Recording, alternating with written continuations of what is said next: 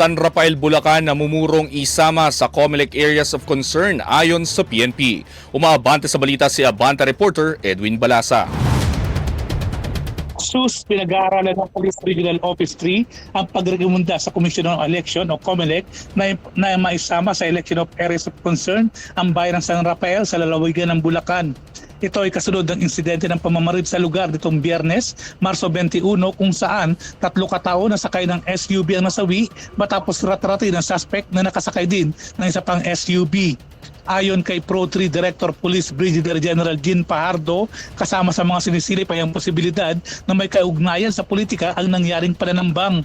Kasama kasi sa mga nabiktima ay nagtatrabaho bilang IT consultant ng isang kilalang politiko sa Bulacan. Nauna nang bumuo ng isang special investigation team ang PNP Region 3 para tutukan at resolvehin ang kaso. Naglabas na rin ng 2 milyong reward money ang pulisya at LGU para sa sino man makapagbibigay ng impormasyon sa ikadarakip ng mga suspect. Ako si Edwin Balasa ng Abante Radio. Ito ang balitang mabilis, mabangis, walang mintis.